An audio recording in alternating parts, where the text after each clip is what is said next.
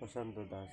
হ্যাঁ, কি হইলো বলেন তো গতকালকে আপনাদের ভাইকে এইভাবে? আমি এখানে দাঁড়ায় ব্রাশ করতেছি, আমার এক ভাইরে ওরে ডাকছে, পূর্ণরে ডাইকা নিয়ে। কেন ডাকলো? ডাকলো কিবা কথা কইলো, কথা ডাকলো। আমি ঘুমের থেকে উঠছি, আচ্ছা আচ্ছা। ব্রাশ নিয়ে। কয়টার দিকের ঘটনা হবে? 9:30, 10টার, আচ্ছা আচ্ছা 9:30 থেকে 10টার আচ্ছা ভিতরে। আচ্ছা।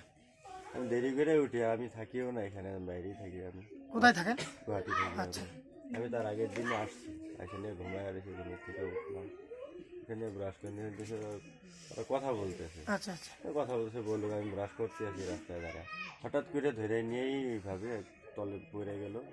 এই একদম মারামারি কাটাকাটি, এদিক দিয়ে এইভাবে ঢুকাইয়া দেয়। তখন আমি দেখে নিই, মানে আমি ওইখানে, মানে আমি আমার মানে না পাও আগায় না হাত আগায়, আমি জায়গাতেই ওইখানেই বসে গেছি।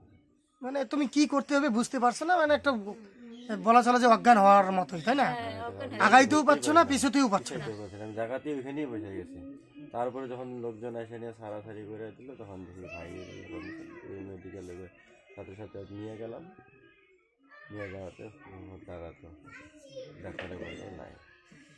আর ওই দুজনে তখন সিরিয়াস, ওই দুজনকে ওইভাবে মেডিকেলে। আচ্ছা আচ্ছা আচ্ছা আচ্ছা।